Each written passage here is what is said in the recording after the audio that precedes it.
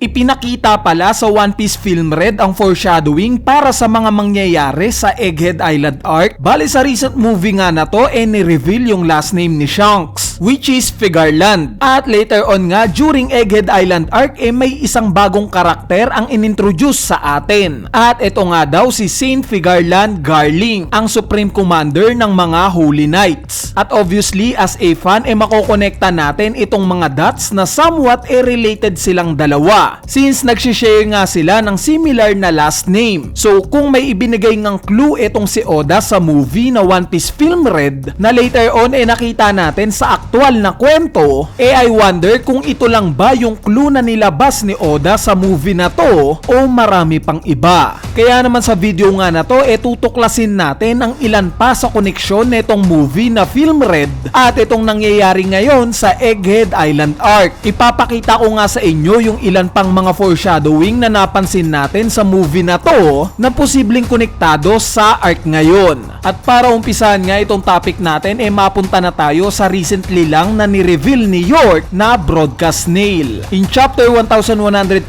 nga nabanggit ni York yung patungkol sa broadcast snail. Isa nga daw itong Dendenmushi snail na may triangular na hugis. Later on nga in chapter 1113 nakita natin mismo itong broadcast snail na to. Kung mapapansin nyo very similar nga ito sa nakita natin sa One Piece Film Red, yung natagpuan ni Yuta 2 to 3 years ago na ginamit niya para ma-broadcast sa mundo itong concert niya. In fact for the record nga kay Vegapunk nga mismo nang galing itong napulot ni Yuta. Evident nga dyan yung design, which is may nakita tayong SSG. At yes, ito nga yung prototype ng nakikita natin ngayon sa chapter 1113. Kaya kung mapapansin nyo parehas na parehas. Meaning itong paggamit ni Yuta ng broadcast snail foreshadowing na pala na somewhat makikita rin natin itong Dendenmushi na to sa kwento. At nangyari na nga. Ngayon mapunta naman tayo sa mga Gorosei. Ano kaya yung possible na foreshadowing nila sa One Piece Film Red? Sa tingin ko nga dito na papasok itong si Tot Musika. Nabanggit ko nga sa mga past videos natin yung way ng pagsasamon sa mga Gorosei very similar sa kung paano rin sinamon ni Yuta itong si Tot Musika. Parehas nga silang lumabas sa Black Circle na may pagka-shadowy yung appearance. Meron din tayong Black Lightning na nakita. Bali hindi nga lang yan yung similarities ni Tot Musika sa mga Gorosei. Dahil gaya nga sa mga Gorosei na hindi kinumpirma ni Oda na Zoan Devil Fruit yung nakain nila o may Devil Fruit ba talaga silang nakain, ganito nga rin si Tot Musika. Kinukonsider nga lang siya bilang monstrous entity or Demon King. Pero ang common denominator nga ni Tot Musika at itong mga Gorosei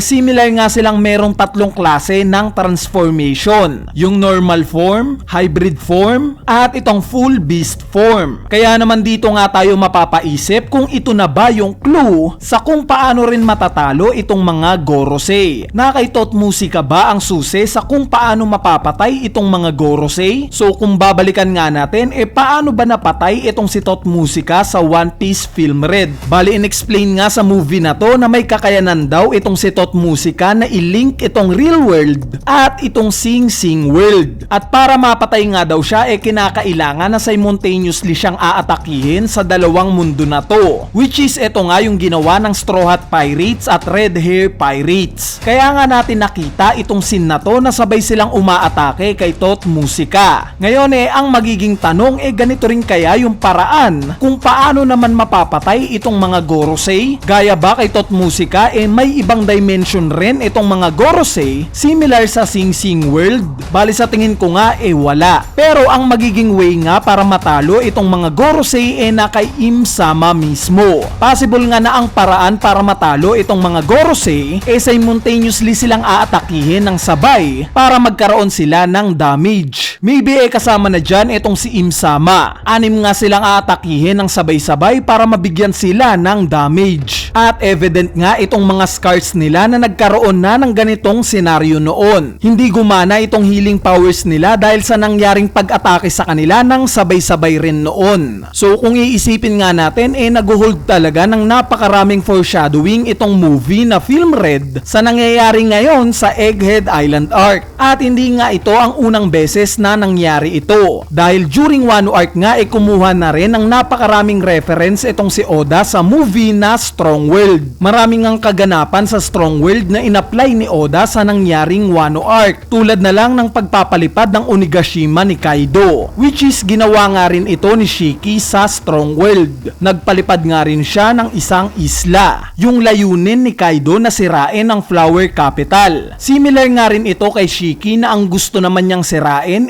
ang East Blue. Yung plano nga na to ni Shiki nag-umpisa 20 years ago pa. Which is 20 years ago nga rin nag-umpisa itong plano ni Kaido. At finally yung way ng pagtapos sa kanilang dalawa ni Luffy. Si Kaido nga tinalo ni Luffy sa pamamagitan ng higanting kamao. At itong si Shiki naman tinalo ni Luffy sa pamamagitan naman ng higanting paa niya. Kung napansin nyo napakaraming ang connection ng movie na Strong World sa nangyaring Wano Arc. Kaya naman hindi na nga nakakapagtaka kung bakit itong mga natutunghayan natin ngayon sa Egghead Island Arc somewhat na may connection sa One Piece Film Red. At speaking of connection madagdag ko lang na ang isa nga sa pinaka-pinag-uusapan na connection itong movie na to sa aktual na istorya itong si Yuta. Fino-foreshadow nga ni Oda itong si Yuta bilang si Im-sama. Sa paanong paraan? Bali nakita nga natin in One Piece Film Red na merong cape at crown itong si Yuta na very similar nga naman sa appearance netong si Imu. Since ang hinala nga ng marami nakasuot siya ng cape at crown. So kung inaakala nyo nga na yan lang yung evidence na magkokonekta sa kanilang dalawa nagkakamali kayo. Dahil sa music video nga ni Yuta, specifically sa backlight ipinakita nga na nakaupo siya sa trono. At itong trono nga na to napapalibutan ng mga espada at iba pang armas na kung babalikan nga natin yung unang appearance netong si Im-sama inintroduce nga sa atin itong empty throne, which is napapalibutan nga rin ito ng mga espada at iba pang armas. Kaya naman mas tumitibay pa nga itong possibility na yung movie na One Piece Film Red ang ginagawang reference ni Oda sa nangyayaring Egghead Island Arc. So in summary nga sa topic natin may mga nilabas nga itong si Oda na foreshadowing sa movie na One Piece Film Red na ina-apply niya ngayon sa Egghead Island Arc. Gaya na lang ng pagre-reveal ng last name ni Shanks, which is Figarland. Itong similarity ni Yuta at Im-sama. At finally itong pagfo-foreshadow ni Tot Musica sa mga Gorosei. Anyway, para sa inyo ba? May napansin pa ba kayong foreshadowing sa One Piece Film Red na possible nating makita ngayong Egghead Island Arc? Kung may napansin nga kayo, i-comment nyo na yan sa ating comment section sa ibaba para mapag-usapan natin yan. Kung natrepan nyo naman itong topic natin ngayon, wag na kayong mahiyang pindutin yung like button dahil napakalaking tulong na nga niyang like nyo para sa ating channel. So yun lang, peace!